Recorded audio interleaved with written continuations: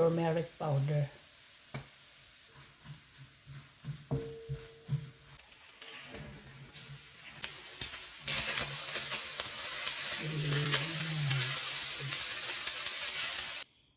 Magsangag tayo ng kanin. Gagawa tayo ng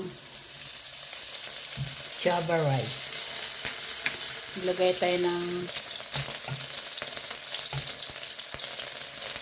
na natin ang bawang.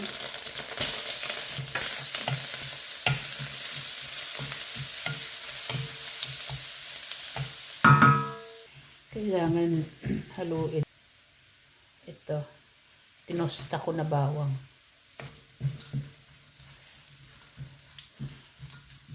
Masarap siya guys, pag inilagay sa sinangag na kanin.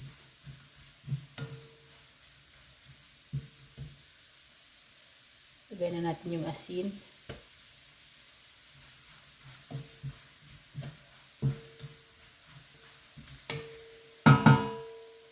Turmeric powder.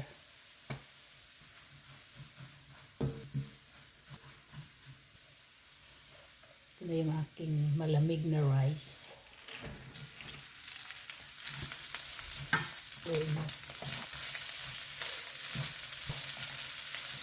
Ganda ng kulay guys.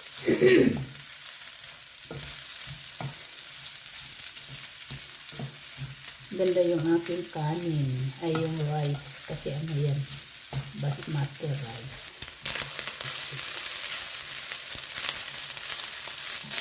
Ganito lang ginawa ng java rice guys.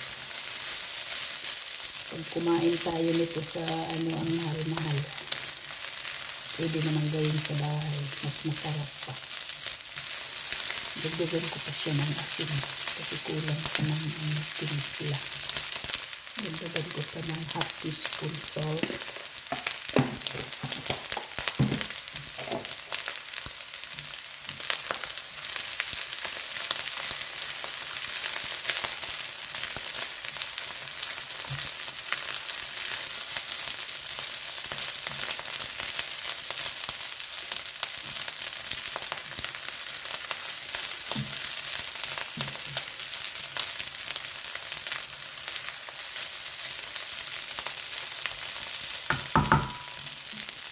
Tapos na yan guys.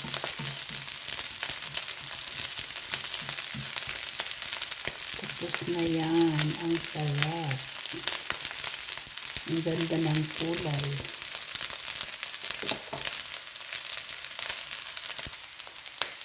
Tapos na.